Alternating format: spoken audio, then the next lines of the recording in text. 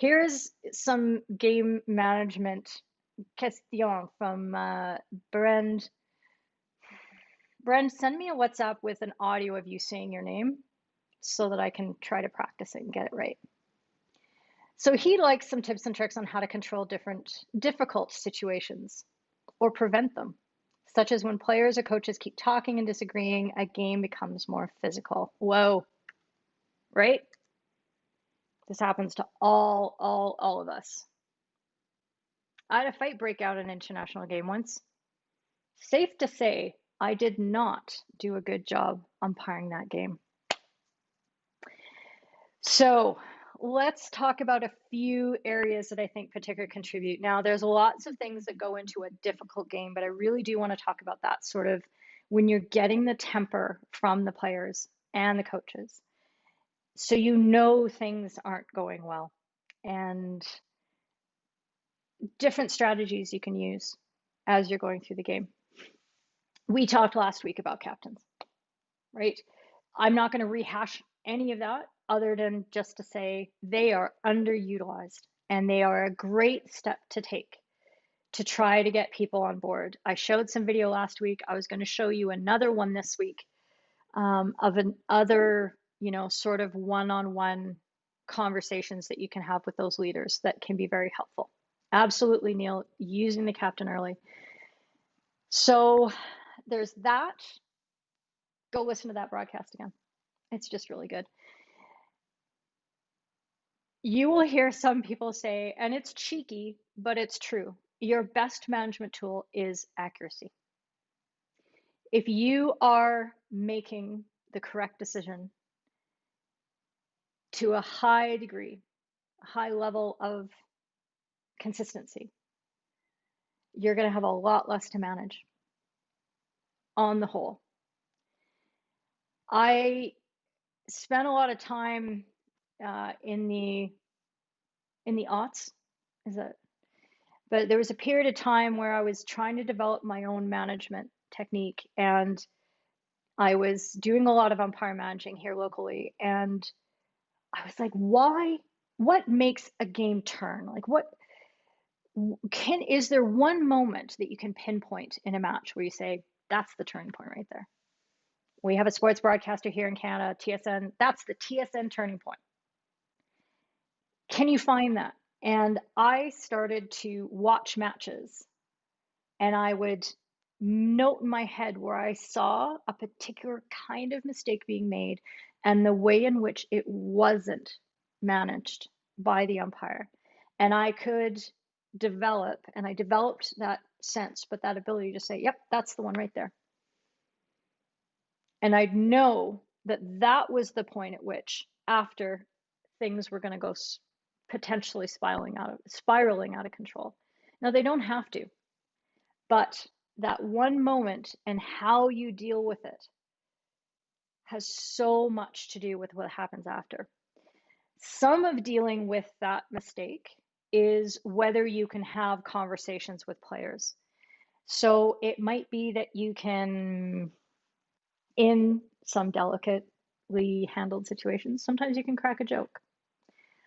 I like to occasionally, with the right crowd, say things like, oh my God, what a relief, I got my one bad call out of the way. Now it's just perfection here on in. Sometimes you can get away with saying things like that. And everybody has a laugh because everybody knows I'm not actually claiming perfection. But I'm also admitting that it wasn't a great call. But I'm also saying it's going to be great from here on in. So just slow your roll, big rig. Again. So there are those kind of conversations. Sometimes it's having a quiet word with an ally on the team that you've just penalized and say, hey, look, I understand you're pissed off, but that's what I saw. And even those quiet things can help just change the mood of one player, which then suddenly just becomes a little bit contagious around them. It just sort of spreads because that person isn't reacting, and so the next person doesn't have any of that energy to feed off, and so on and so on and so on. But one of the things I think that we don't think about enough is our reaction to that mistake. you've made a big call, you've called a corner, you've called a stroke, or maybe you've given a card, and you can tell by the reaction of the players, you're like, oh man, I think I may have effed that up.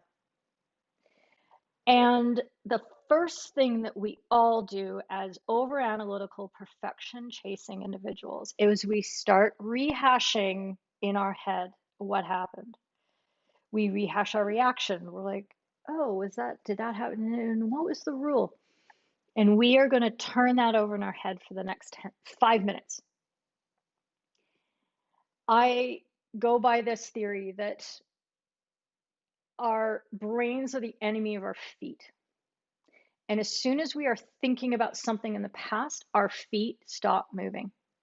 And I honestly, you can watch a game with me sometime. I'm going to try to figure out a way to do match replay broadcasts that aren't going to infringe on anybody's copyrights. And I'll say, look, okay, now what happens? Has the umpire stopped moving? They're thinking about their last decision. And you're going to go, oh my God, yes, they are. You'll see it too. And you'll see it with umpires that you're working with out on the pitch. You'll see it with when you're just observing matches. At every level, invariably, if an umpire is uncomfortable with the decision that they've made and they don't have a good recovery practice, a drill, a checklist that yanks them out of the past and puts them back into the future where they belong, like Marty McFly, they are going to struggle. And that's where the mistakes start to compound and things start spiraling out of control. It's not that you have to be confident about the decision that you made. Let's face it, we are all faking our confidence. But you are actively choosing to park that moment and move ahead. Now, we all know you can't not think about the elephant in the room. So if I tell an umpire, don't think about that mistake, put it aside, park it, that's not good enough. That's not going to work. You need to think about something else. You need to push those thoughts somewhere in the back and put better thoughts that are actually going to serve you into the forefront of your mind. So I recommend that when you've realized, as soon as you've realized you make a mistake, you're like, okay, where's the center forward going to go now? What's happening with that pass? What's the third pass, the fourth pass, the fifth pass that should happen? Oh, I see the goalkeeper looks like they may have picked up an injury. And you broaden your view and you look ahead. Where should I go? What should I be looking for? All right. And it's not that you're ignoring that slip up, that mistake happened, because you want to take the tempers that you have just created, whether rightly or wrongly, but that are part of your responsibility, and you're acknowledging, okay, I see that's happening. What do I need to do next? When my next big decision happens, what am I going to do? I'm going to make sure that I am ahead of the play. I'm in my mission critical spot, and I'm going to sell the crap out of this. I'm going to stay calm. Maybe I'm going to smile. I'm going to keep my head up.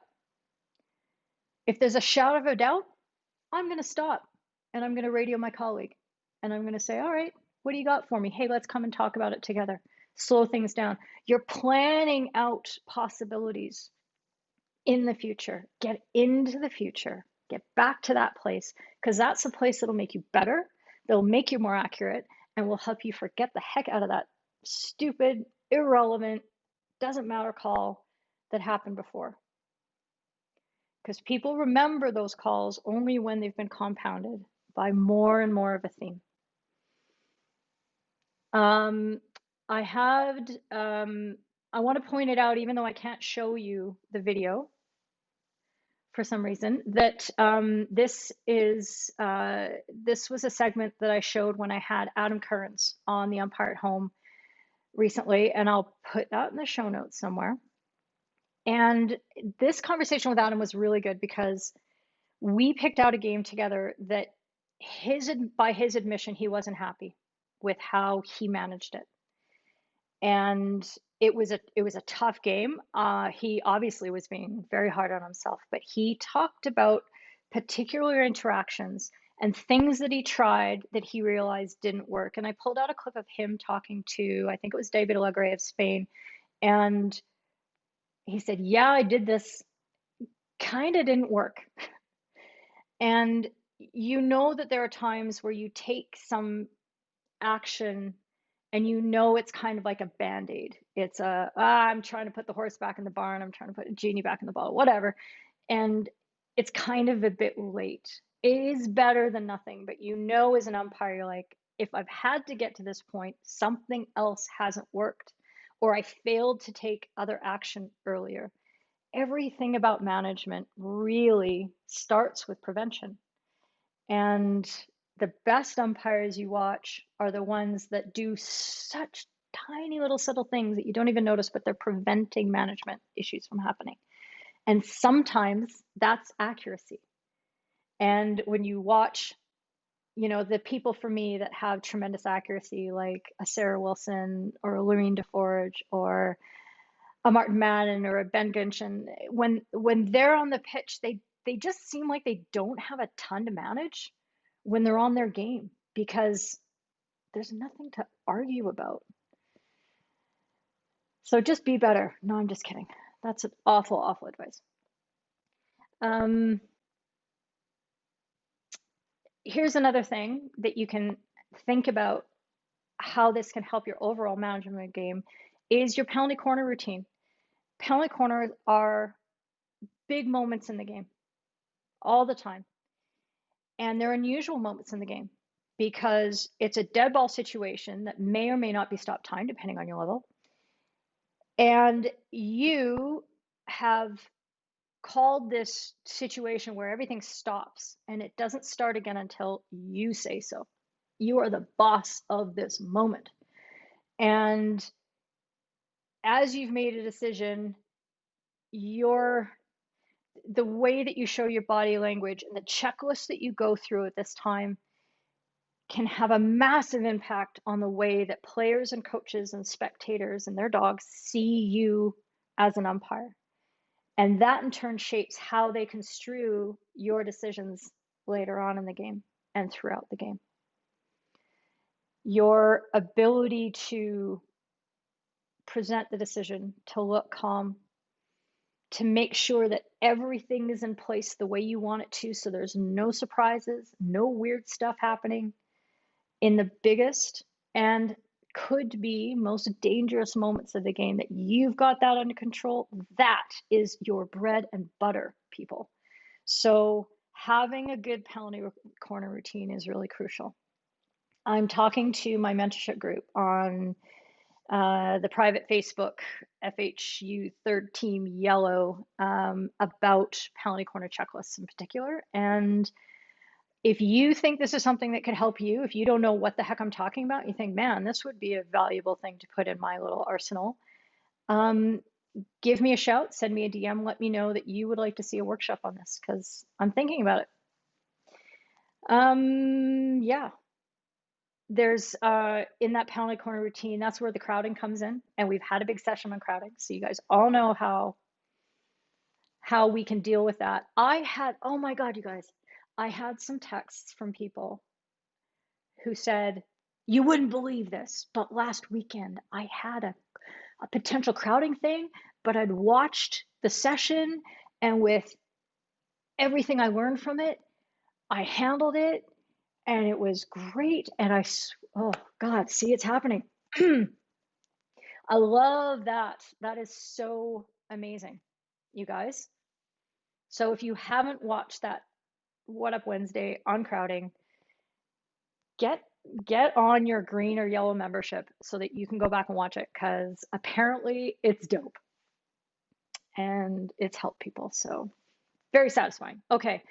The last point I wanted to make on this is that you, as an umpire, need to be living up to your promises as you are managing a game. You make the promise, for example, that when you give a verbal warning to a player or the players, you say, no more. You either cut that out thing. You have just promised to the players that if there is more, that you will deal with it. If I hear an umpire say no more than once, I know they've lost the game. And if they get through without something bad happening, it's just sheer luck, which is great. Sometimes we have games that we don't manage well and they turn out awesome anyway because the players let us off the hook. But man, that is a promise. And you're setting an expectation in the player's mind that you've seen it, you're not going to overreact to it, but you're drawing that line in the sand. And damn it, if the players step over and then you keep backing up, you're letting them down. You're not living up to your promise. So step up. Okay. The other promise that you make to the players in general is that you are the adult in the room and that you are going to deal with things that need to be dealt with. When I see players getting angrier and angrier in a game, and if they're getting angry at each other, also that's a reflection that the umpire has failed to deal with something, a breakdown, a form of misconduct, hitting the ball away, a breakdown tackle, appealing, some kind of wasting time, something. And if the umpire hasn't dealt with it, the players start dealing with it themselves. And we do not want that at all. Your promise is that you are going to be the adult in the room and you are going to handle and mete out and reset the scales of justice and send the messages that need to be sent so that the players don't have to. And I mean, I'll be on the pitch at times and I'll say things to players like, hey, that's my job. Let me deal with it. You handle the playing part. I'll protect you. Don't you worry. And I actually verbalize that promise to them so that they're very sure that I am on the side of keeping things going the right way. Okay? So think about whether in your matches, going through your management steps lives up to your promises to the players. You do that, you're going to have far less player on player conflict. Far less. And the entire match will. And you'll have less player on you conflict as well. It's very helpful. All right, I want to hear your comments now. Let's talk about this. Right, like Neil said before, use the captain early. Yes, you do listen, Neil. The best umpires are the most coachable umpires. True story. Nick, breaking the ice with the left back or the left half before the match even starts.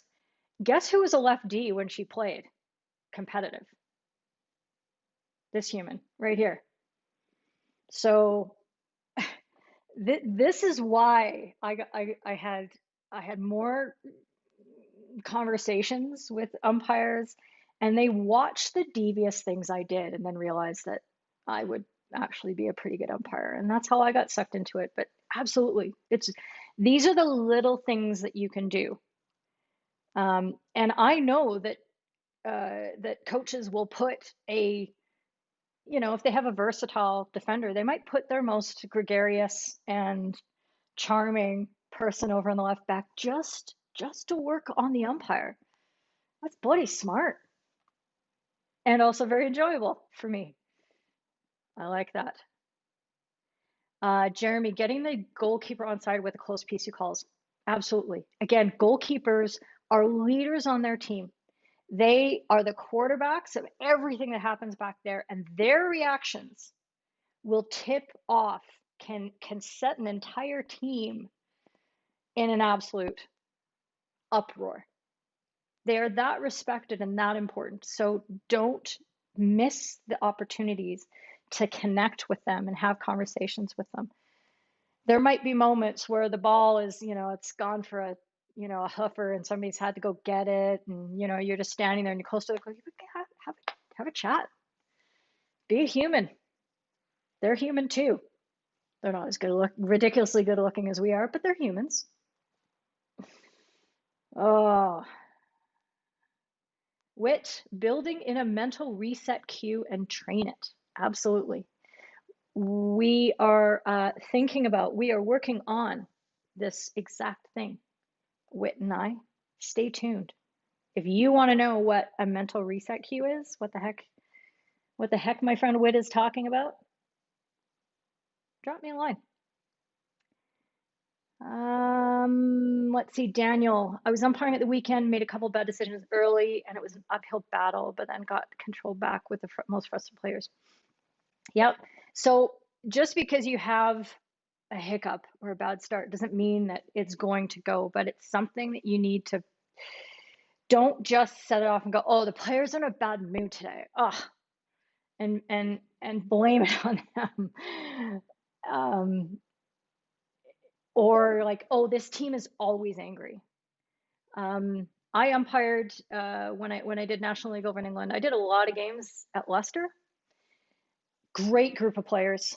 I loved how they played, but they had a coach who wasn't the nicest human being towards umpires ever, and he could get under the skin of anybody with 3 words or less. He was so good, and I could see the way that he could rile up his players as well.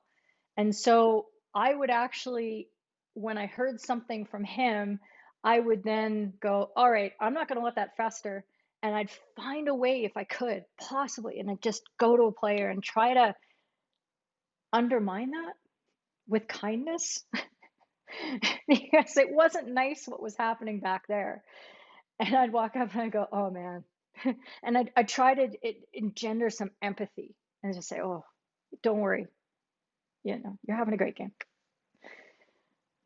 Me, maybe not as much, but I'm going to pick it up. And you have a little like, I understand what you're going through. Look at what I'm going through. Hey, we're people going through this together in a game. Let's try to do a little better and have some fun. So those little opportunities, absolutely great. Marvel, no. I'm trying to think back to whether Stu Carrington in his book talked about this. He wrote a really interesting book on football refereeing and actually did statistical analysis of trends and may have had something to say about makeup decisions. I'm going to go back and have a look at that.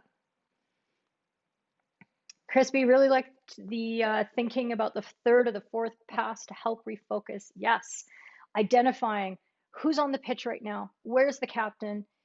Are they changing up? Are they pressing? Especially if you've just made a big decision that may have resulted in a goal or not a goal, and maybe the team is reacting with a change in tactics. So teams could go from a normal sort of setup on a 15 to a full court press, or they may hang back and like, are you identifying those changes in tactics? Are you going to watch for those things? Really, really helps. Daniel, using the PC to break down barriers of the defense and have a quick chat if they're confused about the decision helps with rapport. Absolutely. In the right moments, just recognizing that you also don't necessarily want to set up the habit that you're going to have a conference call with everybody over a cup of tea after you make every big decision. As long as that isn't where that's going, I like it. Gary has never been accused of being the adult in the room. Come on, man.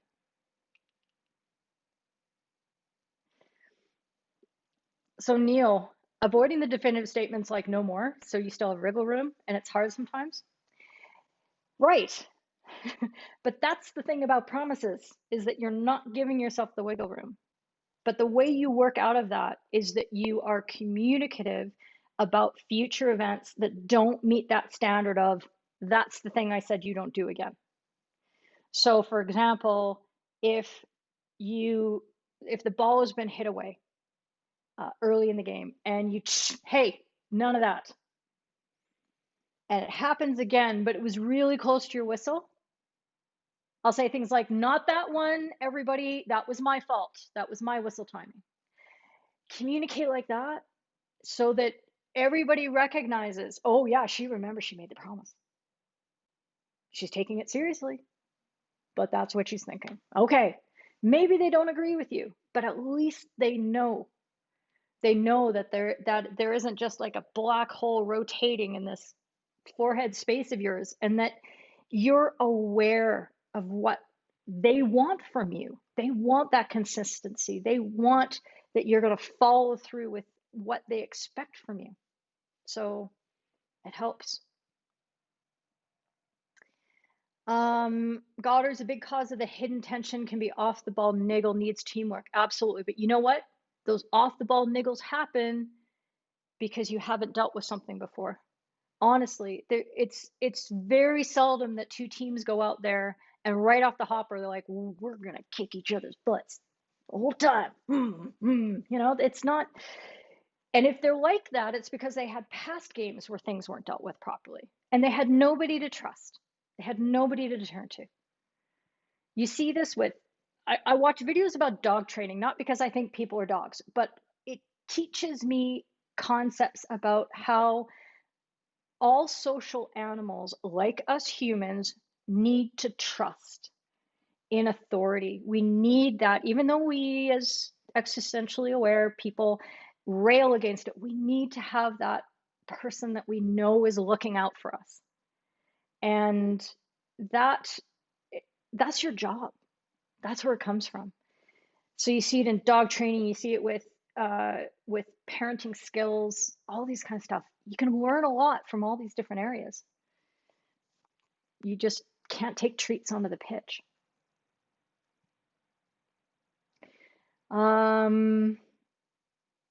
Roger, I coached my son early in his career to always befriend the umpire before the match. That way your first interaction with the umpire is a positive one. Yeah, absolutely. I don't know how many times I got totally befuddled by a really nice player before the game. I'm like, wow, do they like me? Cool. Especially when I was umpiring guys. Okay, let's see. You're very welcome, Margot. Go put those kids to bed. Roger, not from my angle to players who have an opposing position. It's a closed statement. Yeah. So this is something that you can use quite a bit, and it can be, yes, not from my angle, or this is what I saw. And also, I have to go with that, because just saying like this is what I saw, people are like, well, but you're wrong, and you can say, look, I just can't make it up. And if you give them that little extra step of logic, I think sometimes can sell it a little bit more. But that is a great statement to use. I really like it. Simon and Goddard's, I would like to hear about this game you had on Saturday. Let's talk about it. Get in a chat, a Facebook group chat, and let me know what was going on. This and honestly, this is important to me. I really like hearing about times that you've been either recently or in the past working with these concepts, and what has worked for you. What do you say, oh shoot, you know, maybe if I tried that in that moment. Oh my God, I totally forgot one of the other most important things, whistle timing. It's 103. Whistle timing for management. Holy crap, you guys, with the self pass, you can completely change how much players can talk to you by blowing the whistle with better whistle timing and getting the ball moving. The amount of times that I see players, and if they're not used to taking advantage of the self pass, you can teach them how by giving them more and more opportunities. Eventually, a player is going to go, you know what? While everybody else is yelling at the umpire, I'm going to take the ball and go. And all of a sudden, you have a whole bunch of players who are a lot more anxious about playing than they are about talking to you. But you see this in the top matches now. There are very few opportunities for players to actually give some stick to the umpires, because they're that good at giving that opportunity for flow in the next action, and it's just happening so fast. Oh, conversely, the penalty corners are, on one hand, kind of a dangerous time because it's a dead ball situation. And this is when you get your confrontations. This is when you get your potential crowds. And having that penalty corner routine, as I talked about before, now I can see where my notes would have come in handy to get me to this point. Having that penalty corner routine will get you into a position where you can manage that dead ball situation.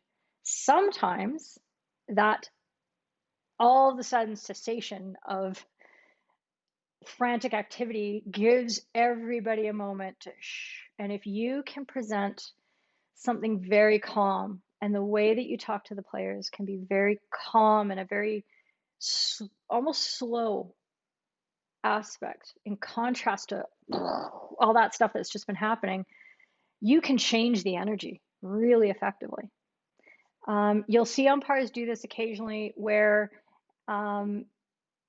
it's about ball placement, and an umpire might, there might be confusion about whether it's a 23 or whether it's a free hit over there, if it's a 50-meter, and the umpire will just step in and hey, everybody, and they'll get in the middle of the play and they'll be like, just get the ball there. All right, everybody, are we all stable? Everybody had a cup of tea, okay? And then they step out of the way and they allow the play to proceed. That's a deliberate slowing down of the game. You can also do that by having a one-on-one chat. And that was like Adam's example in the Spain-Argentina game. And these, as long as you don't overuse that, if you do it maybe once, because again, you're setting up a promise when you've had a conversation with a player that if you stop time and you've pulled the captain over or you've pulled the player over, you're giving a very clear message that this is what you're okay with, and anything over than that, it has to stop. This is the message. So again, even though it could be a nice talk, you're still giving a warning. And so again, you're not going to be slowing the play down with that kind of technique more than once a game, because that's going to be your warning. All right, makes sense? Whew. Okay. I'll get to all this Godders and Beggy afterwards in the chat. I like to go back and find out what's going on. I hope that covered a lot of really good stuff. Ingeborg, what do you got? Only use the two-word statement from not my angle if it's credible. Players know where you were if you're looking the other way and haven't seen zilch. Give them an excuse not to believe. Yeah, don't give them an excuse to not believe you the next time. Yeah, absolutely. So, we trot out things like, oh, no, it's the first one.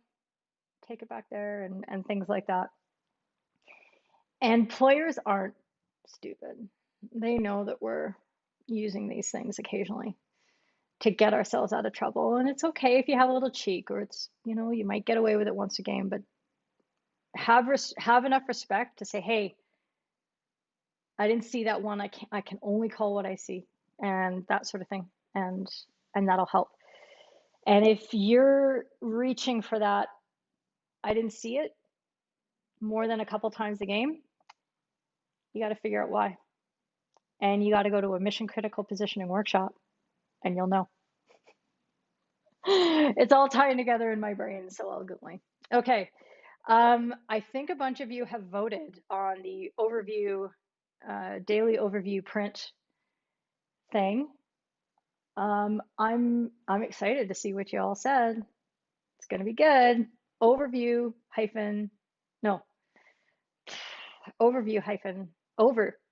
view.com. Go there and tell me what to buy. And then I'm going to do something different anyway. No, I'm just kidding.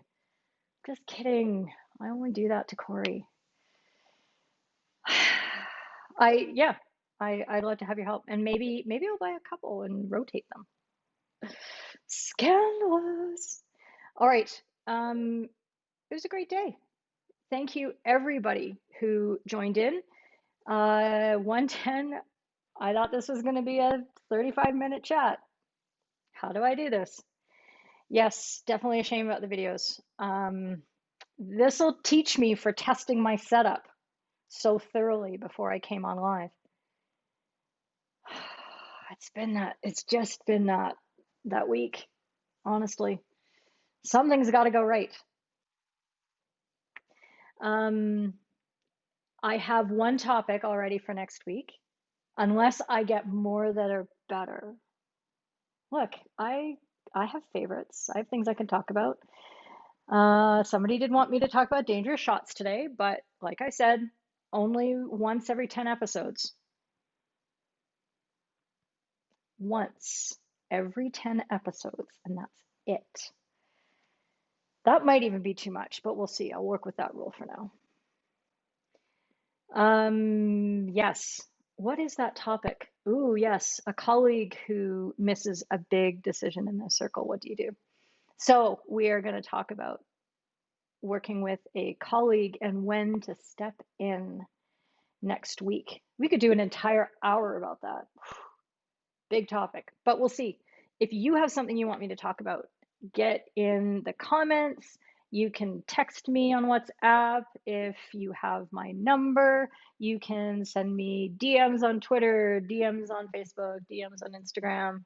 And yeah, I screenshot them all and drag them into my presentation. So don't be shy.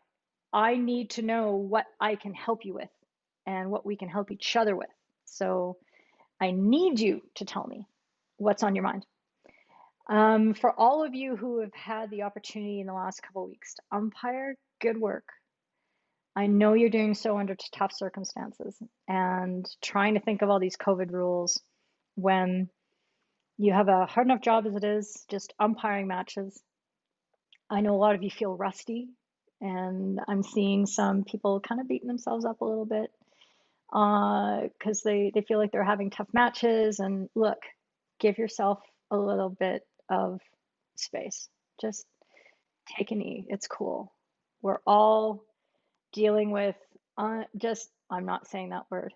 It's just a tough time, but you're doing great. You're still ridiculously good looking. You're trying hard. You're listening to stuff like this. It's going to work out, and you're getting better, even if you don't know it. So keep at it, and thank you, all of you, for joining in, and we will see you next week on the next What Up Wednesday. Have a fantastic week. Ciao for now.